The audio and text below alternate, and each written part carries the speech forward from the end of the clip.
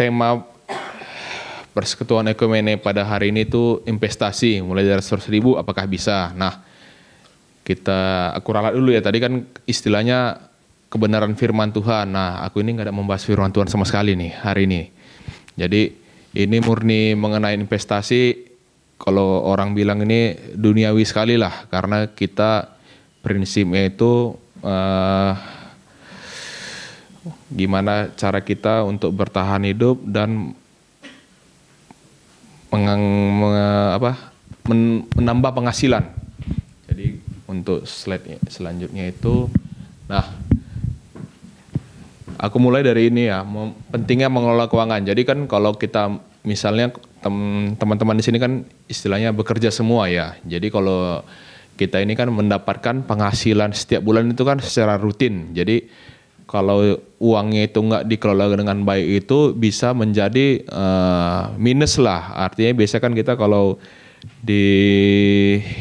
kalau ke pribadi misalnya dapat uang misalnya 1 juta itu udah ada pos-posnya, misalnya untuk kehidupan wajib, artinya untuk makan, untuk sekolah dan lain-lain itu udah diposin sendiri. Takutnya kalau misalnya tidak kita poskan secara rapi bisa jebol gitu dia. Jadi balik lagi ke sini, pentingnya mengelola keuangan itu yang pertama itu menghindari utang konsumtif. Jangan sampai kalau kita misalnya tidak memposkan pengeluaran kita itu bisa minus. Biasanya kita takutnya kan misalnya anggap aja lah misalnya untuk makan itu takutnya kalau kita nggak poskan di tengah bulan itu bisa habis gitu. Misalnya kita kebanyakan makan di luar gitu dia. Jadi kan utang konsumtif. Jadi kemudian yang kedua mencapai tujuan keuangan. Jadi misalnya kita ada rencana untuk membeli rumah atau untuk pendidikan lebih lanjut. Misalnya untuk melanjutkan ke studi strata 1, strata 2 ataupun lanjutnya ataupun untuk pendidikan anak kita itu kan harus kita rencanakan sebaik mungkin. Kemudian untuk dana pensiunnya, karena kan kalau kita istilahnya bekerja di suatu instansi kan itu ada umurnya. Biasanya kan kita itu sampai 55 sampai 60. Setelah itu kan harus kita pikirkan karena kan kita itu sudah tidak ada pemasukan lagi. Jangan sampai kita tidak ada pemasukan, istilahnya untuk diri sendiri aja kita bingung gimana kita membiayai hidup kita sendiri gitu. Dan yang ketiga itu dana darurat dan keamanan finansial. Nah, ini prinsip dasar alokasi gaji ini pada umumnya ya. Jadi kalau misalnya kita menerima satu gaji, langsung dialokasikan 50, 30, 20. Jadi kalau untuk 50% untuk kebutuhan pokok, 30% untuk keinginan, dan 20% untuk tabungan dan investasi. Biasanya untuk misalnya kalau kita sandwich generation itu komponennya berbeda lagi. Biasanya bisa sampai untuk kebutuhan pokoknya bisa sampai di 70% atau 80% begitu. Jadi biasa yang dikorbankan itu di tabungan dan investasi. Biasanya kan misalnya kalau kita merasa kurang kan itu kemungkinannya 2. Kalau kita belajar investasi yang pertama, yang pertama itu menambah penghasilan gitulah. Misalnya kita mencari kerjaan sampingan lain itu kan langkah konkret. Kalau investasi ini kan kita butuh waktu tuh sampai dia bisa angkanya itu naik gitu dia. Apalagi kan kalau kita startnya dari 100.000.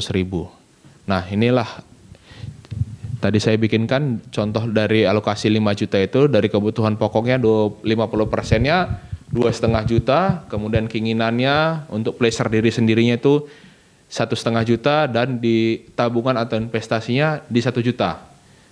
Sesuai tadi alokasinya 50%, 30%, dan 20%. Nah,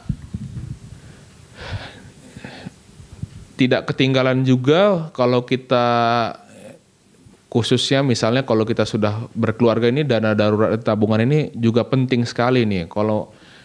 Mungkin kalau kita belum berkeluarga, rata-rata kan di sini memang belum berkeluarga ya. Jadi kan lebih gampang yang dipikirkan istilahnya tanda petiknya diri sendiri begitu. Jadi kalau untuk lajang itu 3 sampai 6 kali pengeluaran bulanan, menikah atau berkeluarga 6 sampai 12 kali dari pengeluaran bulanan gitu. Jadi kalau untuk tempat menyimpannya jangan, kalau dari aku pribadi sih jangan di tabungan sendiri ya, karena kan kalau di tabungan sendiri itu sebenarnya uangnya itu kemakan inflasi, karena kan apalagi misalnya tabungan kita itu di bawah 1 juta itu kemakan dari pajak tabungan itu sendiri, karena kan bunga tabungan itu sekarang ini nggak sampai 1% sebenarnya begitu.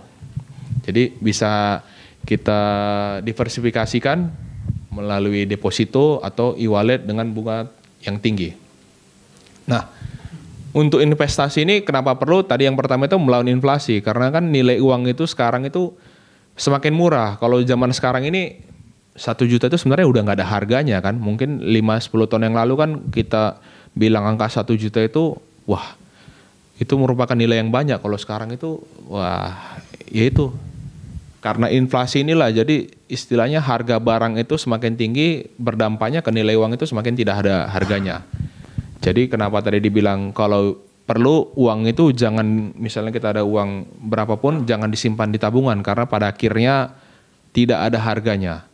Nah, kemudian yang kedua mencapai tujuan jangka panjang, dan yang ketiga itu memaksimalkan pertumbuhan uang tadi. Nah, di Indonesia ini ada beberapa instrumen investasi ya. Yang pertama itu deposito berjangka, ini yang dari bank, yang kedua reksadana, yang ketiga saham, yang keempat obligasi atau retail, yang kelima itu emas, yang keenam peer-to-peer lending, yang ketujuh itu Bitcoin atau aset kripto. Nah, beberapa waktu yang lalu udah sempat ngobrol sama Citra. Jadi kan kalau teman-teman ini ada beberapa yang sudah memulai investasi, tapi umumnya mulai di reksadana gitu.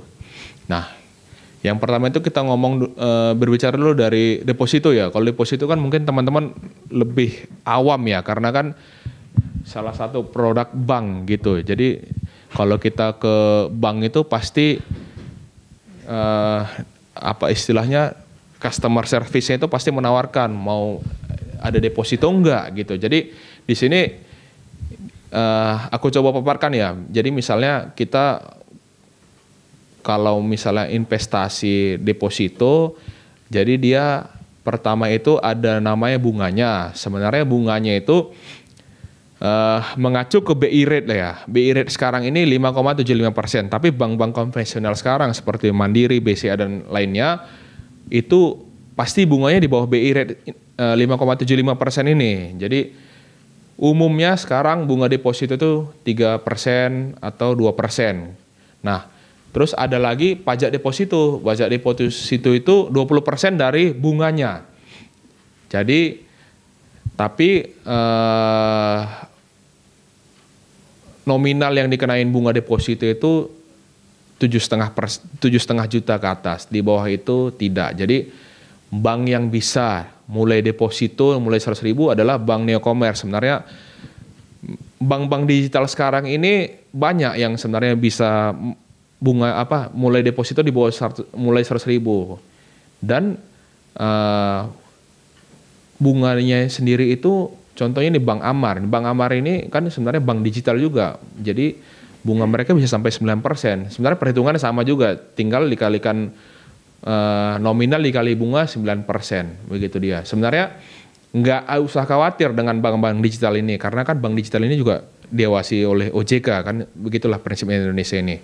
Cuman bedanya keyakinan orang kan mungkin berbeda-beda. Melihat bank satu, bank BCA, dia umurnya sudah beberapa puluh tahun di Indonesia ini kan, itu kembali lagi ke mindset gitu. Jadi sekarang ini BPR juga, ini Bank Perkreditan Rakyat itu juga kasih bunga itu, bunga deposito itu rata-rata di 6-7%. Kalau bank istilahnya bank konvensional yang tinggi bunganya itu Bank Mandiri Taspen, itu bunganya di sampai 7%. Karena istilahnya kenapa mereka berani ngasih bunga tinggi, karena kan bank itu butuh dana liquid di mereka. Jadi kan semakin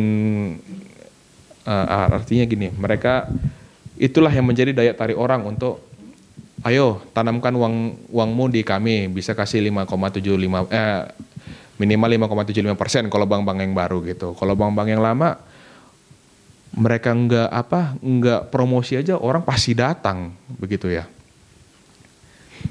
Kemudian lanjut lagi, ini untuk perhitungan bunga deposito ya. Jadi instrumen investasi yang pertama di Indonesia. Nah, ini yang reksadana yang kemarin itu dari ngobrol dengan Citra, teman-teman sudah mulai investasi di sini. Jadi reksadana itu sebenarnya ada 4 tipe. Yang pertama itu reksadana pasar uang, investasi jangka pendek, risiko rendah. Kemudian reksadana pendapatan tetap, dominan obligasi. Yang ketiga itu reksadana campuran, kombinasi saham dan obligasi. Dan yang keempat itu reksadana saham, yaitu dominan saham, risiko dan potensi returnnya tinggi. Kenapa tinggi? Karena kan saham ini high risk high return. Jadi makanya dia bisa dapat tinggi, bisa rugi tinggi gitu. Jadi kalau sekarang yang paling stabil sebenarnya di reksadana pasar uang. Apalagi kalau ada beberapa produk portofolio itu dia per 3 bulan kasih dividen. Mungkin kalau teman-teman yang sudah mainnya kan rata-rata kalau yang paling gampang di aplikasi Bibit ya. Itu kan kita bisa nengok prospektusnya kalau misalnya 3 bulan ke depan dapatnya sekian gitu. Jadi kalau aku pribadi mainkannya di pasar uang karena lebih stabil dan lebih perputarannya lebih apa istilahnya, enggak ada potensi loss-nya gitu. Nah, keuntungan kita investasi di reksadana itu yang pertama itu dikelola oleh profesional, artinya teman-teman gak usah mikirkan itu naik ruginya, karena istilahnya kita nitipkan uang, misalnya kita nitipkan uang di aplikasi Bibit itu ada manajer investasi yang mengelola itu uangnya harus masuk kapan, keluar kapan, begitu dia. Kemudian diversifikasi risikonya, modal relatif kecil dimulai 100.000 dan transparansi dan regulasinya oleh OJK. Jadi ya yang paling umum sih kalau sekarang itu dari apa ya, ke bank juga bisa lah kita buka rekening investasi, tapi kalau yang bisa langsung dipantau sendiri sekarang melalui aplikasi Bibit. Nah, risiko reksadana itu yang pertama itu risiko pasar, nilai turun nilai investasi. Yang kedua risiko default, gagal bayar obligasi. Sebenarnya kalau yang nomor 2 itu potensi ada, cuman nggak terlalu dipikirkan karena kan seluruh obligasi di Indonesia ini dijamin oleh negara kita ini. Yang ketiga itu risiko likuiditas dan risiko manajer investasi. Sebenarnya risiko manajer investasi ini persennya itu biasanya kan ada juga manusia itu kadang ada error lah ya. Jadi nggak semua itu sesuai dengan harapan. Nah, kemudian keuntungan reksadana ini cocok untuk investor pemula atau maupun berpengalaman. Karena dulu awalnya sekali dari aku pribadi sih pasti paling awam kita ngomongnya reksadana ya. Karena kan semua itu paling gampang. Kita tinggal install aplikasi Bibit, kita daftar. Nah, kita nggak usah mikirkan kapan harus ditarik, kapan harus apa. Percayakan kepada manajer investasi. Dan dengan resiko terukur dan dikelola profesional. Jadi reksadana itu menjadi pilihan dan investasi yang aman dan mudah. Kemudian kita balik lanjut ke yang berikutnya, ini saham. Ini bukan beda dari reksadana. Jadi kalau saham ini kita murni. Jadi kayak saham-saham bank itu kayak BRI, Mandiri itu bisa kita beli secara pribadi dengan cara kita daftar dulu. Yang pertama dengan ke sekuritas. Itu untuk pendaftaran ke sekuritas itu tidak ada biaya tambahan. Tidak ada. Kalau dulu aku pribadi investasi membuka rekening sekuritas itu 0. Jadi nggak ada uang sama sekali yang dibutuhkan. Jadi kita datang ke ini udah dibikinkan ke sekuritasnya di Bright dan Reksa atau Mandiri Sekuritas. Sebenarnya ada banyak sekali. Tinggal nyamannya teman-teman semua mau di mana tinggal dipelajari. Sebenarnya kalau yang perlu diperhatikan dari mendaftar ini sebenarnya di biaya belinya ini. Jadi kalau beberapa sekuritas itu menawarkan biaya beli dan biaya jualnya itu berbeda-beda. Makanya tinggal teman-teman sendiri milih mau yang nyaman yang mana gitu dia. Jadi kemudian setelah kita buka itu kita deposit ke RDN, rekening deposit nasabah minimal 100.000, transaksinya juga via aplikasi dan artinya semua ini mandiri yang dilakukan. Kemudian yang keempat itu jam transaksi itu jam 9 sampai jam 3 sore. Kalau sekarang itu diperpanjang sampai jam 4:30 sore. mulai setengah 12 sampai setengah 2 itu istirahat bursanya. Jadi sekarang itu ada lagi istilahnya kalau bursa itu jadi rontok semua itu dia misalnya dari IHSG kita itu rontok sampai 5%, itu ada trading default dia. Jadi dibekukan selama 1 jam. Jadi kalau teman-teman mau main di saham, kalau saran aku ikuti dulu pelatihannya. Jadi biar tahu risikonya, karena di sini istilahnya bisa kaya sekali, bisa miskin sekali. Itu loh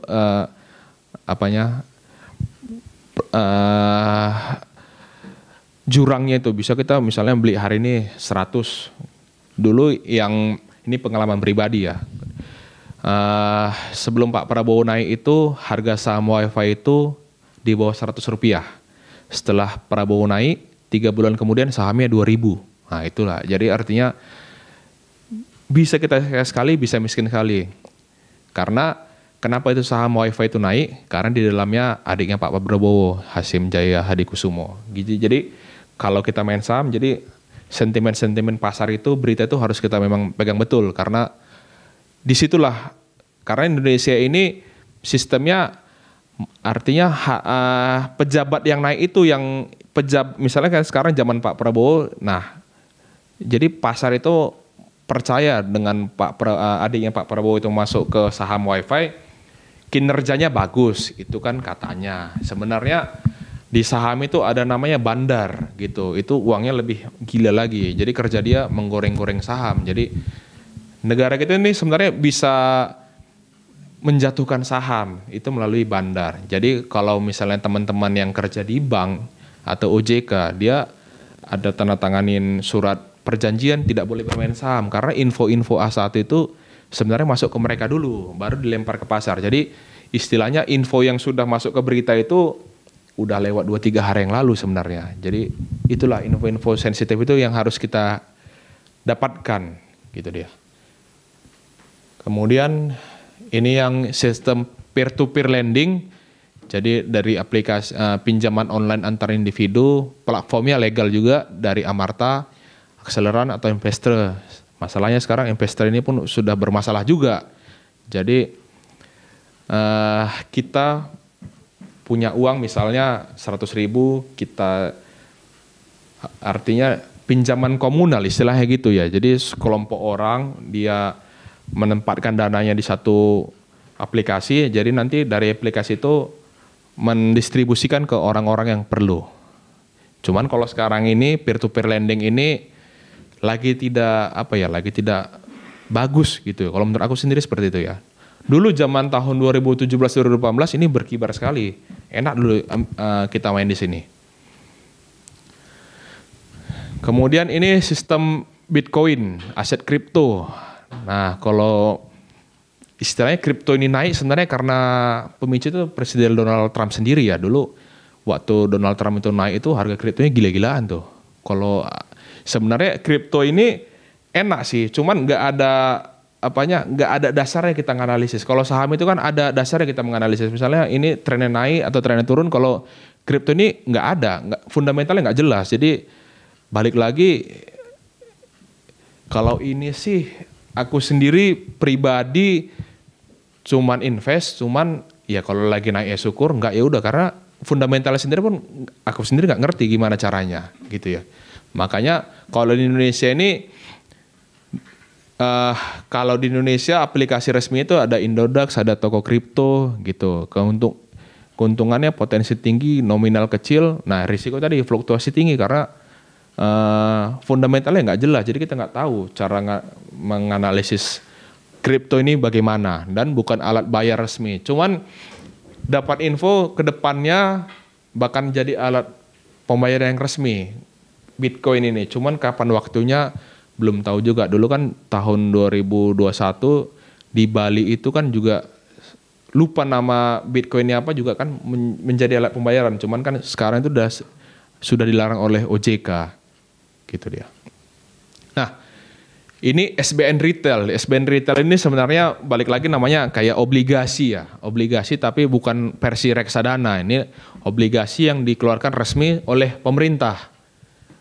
Jadi yang cara membeli SBN retail itu merupakan kata warga negara Indonesia memiliki KTP dan SID itu semacam rekening investasi gitu dia. Jadi platformnya bisa dari Bibit, Bareksa, dan Bank Mitra. Bank Mitranya banyak sih, Mandiri, BCA, dan lainnya banyak.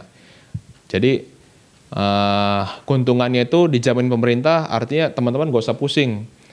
Karena ini dijamin pemerintah, kalau ini kolaps negara kita bangkrut, gitulah prinsipnya.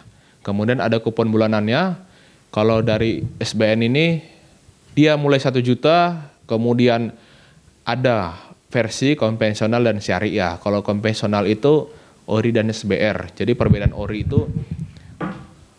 itu bunganya flat. Jadi dia tidak mengikuti BI rate. Kalau SBR itu dia floating. Jadi pada saat BI rate naik, bunganya naik. Pada saat BI rate turun, dia tidak turun. Dia di dasar di bunga yang pertama kali keluarnya aja. Nah, perbedaannya dengan syariah itu perbedaannya hanya di pajaknya. Kalau di konvensional itu pajaknya 21%. Kalau syariah itu sekarang 10%. Dulu awalnya 15%. Nah, ini jadwal SBN Retail 2025 yang keluar. Mungkin masih ada artinya kesempatan teman-teman untuk membelinya. Ada ORI 27, ST 14, suku tabungan kepanjangannya kalau ST itu. Kalau ORI itu obligasi Republik Indonesia, kalau SR suku retail, kalau SBR lupa kepanjangannya apa. Jadi kalau yang sekarang lagi keluar itu di SR 022, masa penawaran ini sedang berlangsung, kalau tidak salah bunganya itu 6% kalau nggak salah dia. Jadi sampai akhir tahun mungkin masih adalah kesempatan kita. Jadi kalau aku pribadi kalau mau ngambillah di SBR sama ST. Kenapa? Karena bunganya floating. Kalau di ORI dan SR itu bunganya tetap dan kelebihannya ST itu karena dia syariah jadi pajaknya lebih murah lagi, 10%. Ini kalau kita berbicara mengenai emas. Emas itu sekarang kan lagi harga emas itu lagi naik gila-gilaan ya. Jadi merupakan salah satu investasi yang diburu orang ya. Kenapa memilih emas? Yang pertama itu karena stabil dan tahan inflasi, kemudian liquid.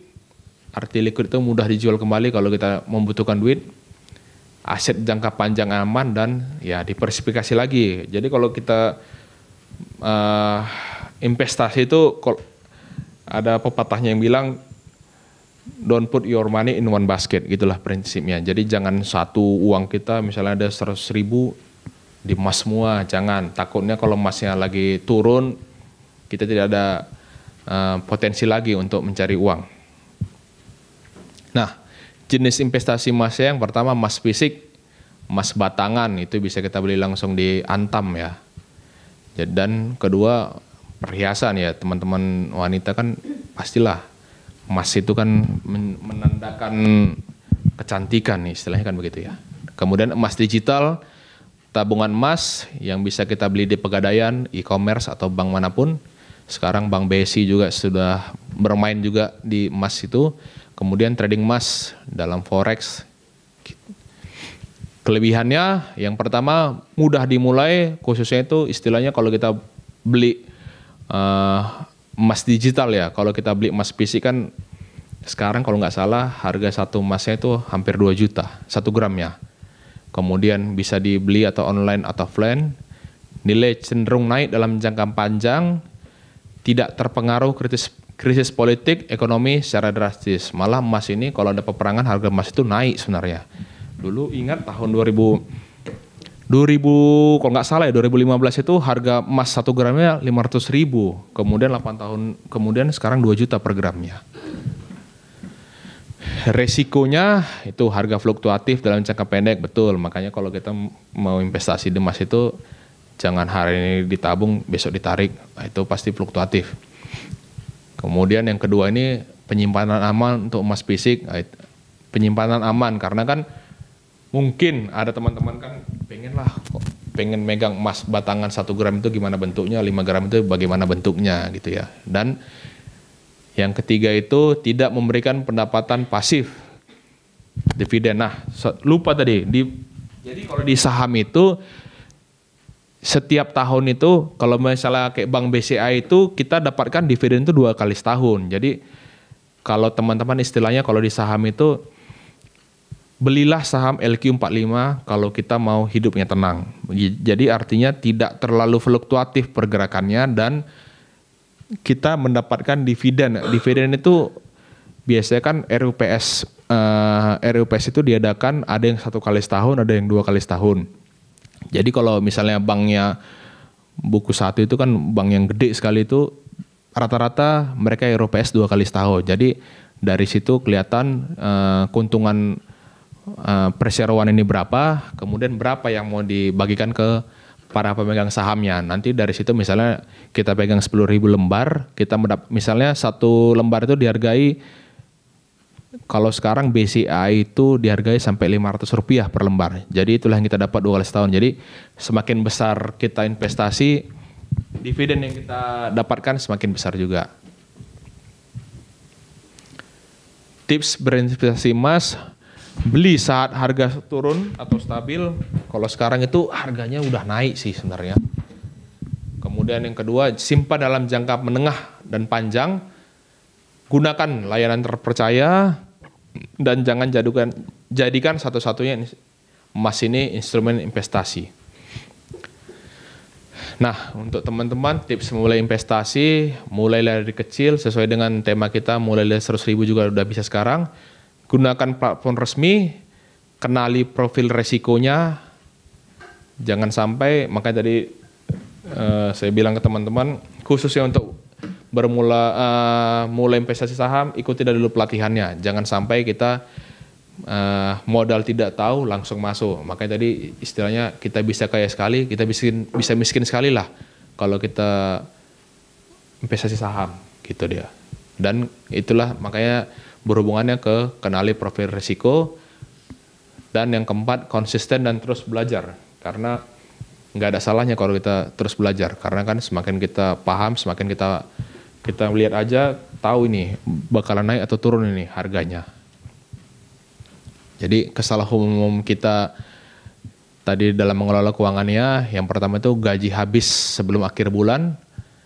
Karena kesalahan kita dalam mengelola keuangan, tidak punya dana darurat, menunda investasi, gaya hidup konsumtif, apalagi zaman sekarang kan yang penting bisa medsosnya bagus, entah uangnya misalnya dari pinjol gitu kan. Pinjol ini sebenarnya sangat membunuh keuangan kita, karena kan istilahnya bunganya sangat tinggi pinjol ini.